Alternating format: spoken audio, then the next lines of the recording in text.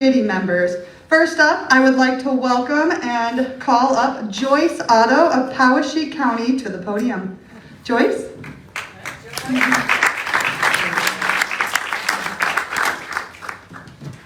I didn't know I was going to be first. And boy, do I have a pathetic story to tell you about my life. It began when I started my small business called Family Life Eldercare. I used my registered nurse skills to care for the special needs of 2 nursing home patients, and this is within my own home. We had a great life out there in the country. They loved it, I loved it. Then a year later, our neighbors, just a half a mile north of us, moved in 2 hog confinements, each holding almost 2,500 hogs. Now, I, as a good Iowan citizen, did not complain to these people about the hogs, but we did have drastic effects in our lives.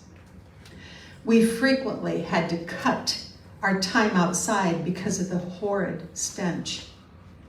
We no longer enjoyed eating meals outside because the patients weren't willing to share their meals with those pesky, pesky flies. The flies and the sudden onset of odors, it put a curse on our walks for exercise, our enjoyment of caring for flowers, garden, and birds, and just spending relaxation outside, gone. The odors sometimes were so heavy that you just stop breathing. Now that is a survival instinct. Our own bodies say, quit breathing, this is toxic. And when we had those horrible times of heavy odor, it would actually penetrate into our house. We definitely didn't open up any windows ever, because once you got that stench in the house, it took hours for it to go away. One patient started having such horrible coughing episodes. She would turn purple, vomit, break out in profuse sweating.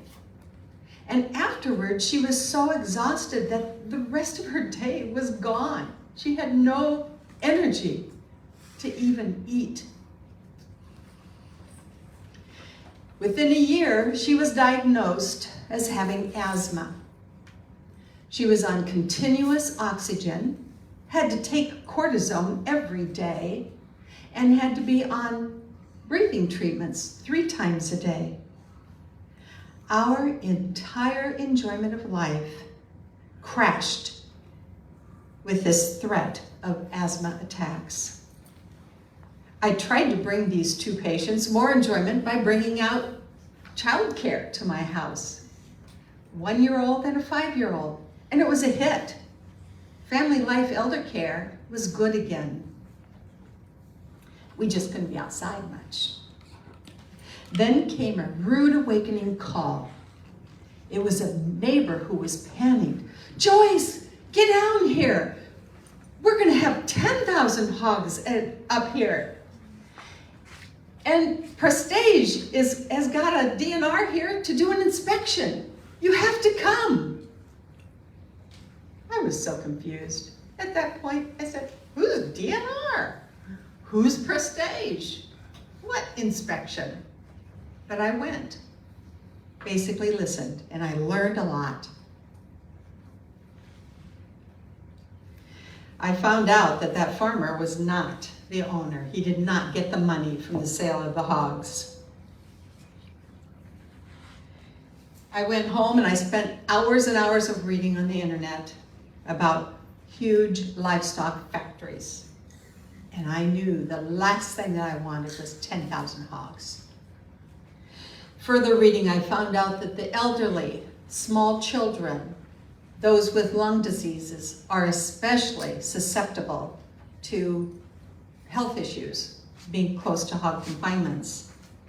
I learned that asthma can cause can be caused by nearby hog confinements. I brought this woman out to live in my home. It took away her freedom of breath and good health. My grandchildren were high risk, so of course Mama found another child care provider. Realistically, my business was done. I did find out that Iowa laws protect corporations to do this to us. That hurts. At one point, I was so distraught that I just screamed, "Prestage has invaded my home and they're just killing us, literally." My story is not the only one. Thousands of Iowans live like this. We, the neighbors of the livestock confinements, are in a sacrifice zone. We lose the pleasure and the freedom of using our own property the way we want to. I lost my business.